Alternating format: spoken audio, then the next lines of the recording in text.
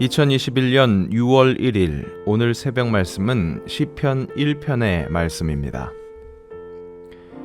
복 있는 사람은 악인들의 꾀를 따르지 아니하며 죄인들의 길에 서지 아니하며 오만한 자들의 자리에 앉지 아니하고 오직 여호와의 율법을 즐거워하여 그의 율법을 주야로 묵상하는도다. 그는 시냇가에 심은 나무가 철을 따라 열매를 맺으며 그 잎사귀가 마르지 아니함 같으니 그가 하는 모든 일이 다 형통하리로다. 악인들은 그렇지 아니하며 오직 바람에 나는 겨와 같도다. 그러므로 악인들은 심판을 견디지 못하며 죄인들이 의인들의 모임에 들지 못하리로다. 무릇 의인들의 길은 여호와께서 인정하시나 악인들의 길은 망하리로다. 복이란 무엇일까요? 사람마다 시절에 따라 다르게 생각할 것 같습니다. 분명한 것은 모든 사람들이 좋아한다는 것입니다. 원하고 따릅니다. 그래서 스스로도 많이 빌고 다른 사람들의 복을 빌어주는 것, 그것은 참 고마운 일, 선한 일로 여깁니다. 빌축자의 복복자, 축복이라는 말은 복을 빌다라는 말입니다. 그래서 축복은 사람이 하는 것이라고, 하나님은 축복하시는 것이 아니라고 그렇게 가르쳐드리곤 했습니다. 그런데 워낙 교회에서 축복하여 주옵소서 그렇게 기도를 많이 해서 그랬는지 요즘 표준 국어 대사전에는 축복의 두 번째 뜻에 가로치고 기독교 이렇게 해놓고 하나님이 복을 내림으로도 기록된 것을 찾아볼 수 있었습니다. 이제는 하나님이 축복하셨다라는 말이 틀린 말이 되지 않은 것입니다. 그런데 분명한 것은 주어가 하나님일 때는 그때 축복은 복을 주시는 것이고 사람이 축복할 때는 복을 비는 것입니다. 하나님도 축복하시는 것을 좋아하십니다. 복을 주시기 원하신다는 거죠. 또 사람들도 축복받기를 좋아합니다. 복은 그렇게 누구나 바라는 것, 그렇게 인식할 수 있습니다.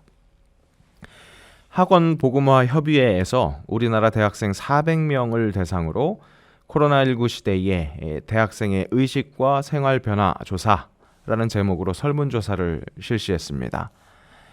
그런데 2020년 현재 대한민국 대학생들의 최대 고민거리는 취업 진로 문제라는 결과로 나왔습니다.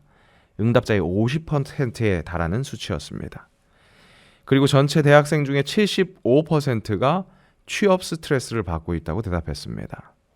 가만히 생각해 보니 워낙 생각이 자유로운 학생, 태생이 워낙 낙천적이거나 혹은 어딘가에 정신이 빠져있는 친구들, 그런 친구들을 다 모으면 한 전체의 25% 정도 되지 않을까라는 생각을 해봤습니다. 그렇게 따지면 워낙 독특한 몇몇을 제외하고는 거의 모든 대학생들이 취업 스트레스에 시달리고 있다고 해도 과언이 아닐 것 같습니다.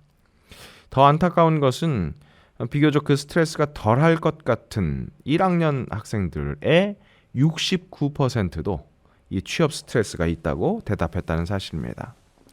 제가 대학 생활을 할 때는 그래도 남학생들은 1학년 때 놀고 군대 다녀와서부터 열심히 하면 된다는 그런 말이 있었는데 이제는 그런 인식도 정말 옛날 것이 되었습니다.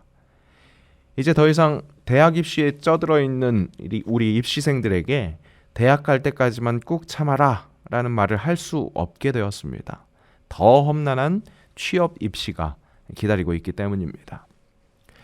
이런 우리 시대의 젊은이들이 가장 바라보고 있는 그런 복이 바로 취업이지 않겠는가 생각이 듭니다. 안정된 직장, 그 무엇보다 바라보는 복이겠지요. 그렇다면 그 다르지 않은 상황에 놓인, 그래서 안정적인 직장이라는 복을 꿈꾸고 있을 소위 이 믿는 청년들은 세상의 무청년들과 어떻게 다를까? 어떻게 구별될까? 그런데 안타깝게도 거의 차이가 없는 것 같습니다. 누구나 바라보고 매달리고 있는 그 취업의 길 앞에서 기도한다는 것, 간절히 원하는 것을 간구하는 좀 더 구체적인 형태인 이 기독교의 기도라는 도구를 통해서 간구하고 있다는 것, 그 정도가 차별된 모습일 것 같습니다. 그리고 그것은 안타깝게도 타종교 혹은 미신을 통해서도 행해질 수 있는 그다지 구별된 모습이 아닌 거룩이라는 이름만 붙어 있는 종교 행위에만 머물기 쉽습니다. 오늘 본문인 시편 1편은 그렇게 뭇사람들이 이야기하는 복, 그것을 받는 방법을 알려주는 것처럼 읽힐 수 있습니다. 그래서 복 많이 받으세요 라고 서로 축복하는 이 연말연시에 더 흔히 많이 자주 묵상되고 찬양하는 구절이 되기도 합니다. 그런데 우리는 진정 거룩해야 할 하나님의 백성 우리는 이 시편에서 방점을 잘 찍어야 합니다.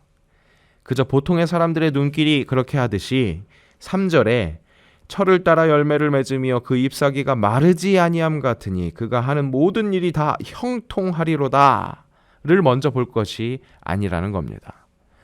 진정 하나님이 사랑하시는, 그래서 확실히 거룩하게 구별된 그런 사람으로서 진정한 복을 누릴 수 있는 사람의 눈에는 2절의 말씀 오직 여호와의 율법을 즐거워하여 그의 율법을 주야로 묵상하는도다가 더욱 집중되어야 할 것입니다.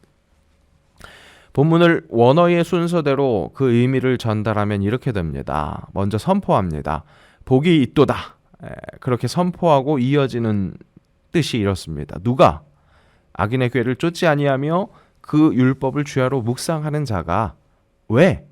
저는 시냇가에 심은 나무 같을 테니까. 그 행사가 다 형통할 것이니까. 이런 말씀은 이 율법을 주야로 묵상하면 하나님께 잘 보이는 것이 되니까, 그래서 하나님께로부터 받는 상으로 다 형통하고 편안해진다 라는 그런 처세수를 가르쳐주는 말씀이 아닙니다. 우리가 매주일 주일 예배 시에 부르는 찬양 1절의 가사를 한번 기억해 봅시다. 만복의 근원 하나님. 복이 있도다. 누가? 만복의 근원 하나님을 알아서 그분과 연결된 사람이, 그래서 그분의 율법을 주야로 묵상할 수밖에 없는 사람이, 그런 사람은 당연히 악인의 꾀를 쫓지 않을 수밖에 없으니까, 그리고 악인의 꾀와 상반되는 율법, 하나님의 말씀으로 사는 것, 그것이 마치 시냇가에 심은 나무처럼 사는 것이라는 겁니다. 영적인 수분과 영양분을 충분히 공급받으니까 그 말씀으로 인생 속의 모든 행사를 맞이하니까 그 말씀의 안경으로 세상을 바라보니까 당연히 형통할 수밖에 없는 겁니다. 몇 년 전에 방송인 김재동 씨가 예능 프로에서 이런 말을 유행시켰습니다. 행복하지 않을 이유가 하나도 없습니다. 이 노총각이고 당시 어려움을 겪고 있었던, 그래서 일이 하나도 없었던 그가 하루를 너무나 적적하게 시작하면서도 자기 위안을 삼으며 되뇌었다는 말이었습니다. 마치 돌을 깨우친 사람처럼 자족한 그의 모습이 우리 믿는 사람들이 이야기하는 자족과 같은 것이라고 오해하기 쉽습니다. 사도 바울이 비슷해 보인다고 오해하기 쉬운 그 자족을 이야기했기 때문입니다. 그는 옥중에서 기쁨에 서신 빌립보서를 씁니다. 그리고 그 빌립보서에서 이런 자족을 이야기하죠. 내가 궁핍함으로 말하는 것이 아니니라 어떠한 형편에서든지 나는 자족하기를 배웠노니 나는 비천에 처할 줄도 알고 풍부에 처할 줄도 알아 모든 일 곧 배부름과 배고픔과 풍부와 궁핍에도 처할 줄 아는 일체의 비결을 배웠노라. 내게 능력 주시는 자 안에서 내가 모든 것을 할 수 있느니라. 그렇게 말했습니다. 역시 오용하기 쉬운 이 내게 능력 주시는 자 안에서 내가 모든 것을 할 수 있는 것은 다름 아닌 자족이었습니다. 궁핍함 속에서도 기뻐할 수 있는 능력, 자족 말입니다. 하지만 여기서의 자족은 그저 극한 상황 속에서 상황을 왜곡시켜서 바라보는, 그렇게 자기 위안을 삼으며 어떻게든 견뎌내는 정도의 자족을 이야기한 것이 아니었습니다. 정말 심한 태풍 속에서도 꿋꿋이 이겨낼 수 있는 뿌리가 깊이 박힌 나무이기에 그 뿌리를 통해 영양분을 쭉쭉 빨아들여서 아름들이 정말 싱실하게 살아가고 있기에 이기고도 남을 만한 은혜 속에 있다는 겁니다. 어렵고 힘들지만 다 그렇고 그런 거지 하면서 자기 위안하는 것이 아니라 꽉 차 있기에, 그렇게 고백할 수밖에 없는 그야말로 모든 것을 할 수 있는 능력이었습니다. 혹 겉으로 화려하지 않더라도, 혹 거창하지는 않더라도 내실이 튼튼한, 정말 만족하는, 그야말로 충만한 상태이기에 내게 능력 주시는 자 안에서 모든 것을 할 수 있느니라, 그렇게 터져 나오는 것을 주체하지 못하는 그런 복이었습니다. 결국 오늘 시편이 이야기하는 진짜 복은 이 만복의 근원, 그 하나님을 누리는 자입니다. 그 사람의 특징은 하나님, 그분을 보여주는 그 말씀을 사모하는 것입니다. 그래서 그 말씀으로부터 오는 영적 영양분을 쭉쭉 빨아내는 시냇가에 심은 나무 같은 튼튼한, 싱싱한 성령으로 충만한 사람입니다. 그러니까 모든 것이 만사가, 범사가 형통할 수밖에 없습니다. 인생에서 맞이하는 모든 일이 그렇게 읽힐 수밖에 없습니다.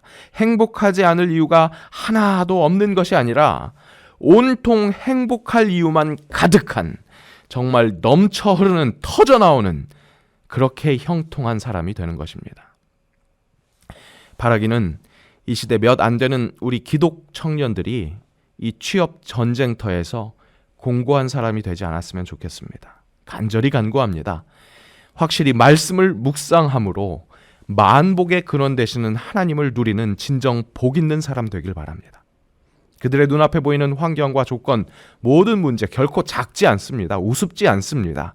하지만 예수 그리스도가 행하신 그 구원의 역사로 만복의 근원이신 하나님과 딱 달라붙을 수 있게 됐다는 그 사실이 훨씬 더 커다란 은혜입니다. 그것을 쉴 새 없이 피력하시는 그 말씀을 묵상한다면 시냇가에 심은 나무처럼 튼튼해질 수밖에 없습니다. 그때 비로소 제철 열매가 맺을 수 있습니다. 능력 주시는 자 안에서 모든 것을 할 수 있는 복 있는 사람이 될 것입니다. 그 사실, 그 복음, 그 진리를 상기시켜 주시는 오늘 허락하신 시편 1편의 말씀이 오늘 하루의 시작에 첫 걸음을 내딛는 동력이 되기를 간절히 바랍니다. 진정으로 복 있는 사람 되길 원합니다. 내가 복이라고 생각하는 그 모든 것의 근원 되시는 하나님을 보게 하옵소서. 그 하나님을 보여주는 말씀을 주야로 묵상함으로 시냇가에 심은 나무처럼 싱싱할 수 있기를 원합니다. 다른 사람들처럼 일희일비 바람에 나는 겨와 같이 마구 흔들리는 것이 아닌 든든한 뿌리를 하나님께 내려서 정말 복된 사람 되게 하옵소서. 그래서 그런 모습이 참 좋아 보여서 참된 복이신 하나님을 전할 수 있는 빛과 소금 되게 하옵소서. 예수님의 이름으로 기도합니다. 아멘. 계속해서 크로스 기도 회복 운동에 동참하며 함께 기도하겠습니다. 오늘 함께 기도하실 때 미취학 아동들을 담당하는 부서 영아부, 유아부, 유치부와 또 각 가정의 생명을 책임지는 그 힘과 기쁨을 허락하옵소서 라고 함께 기도하겠습니다.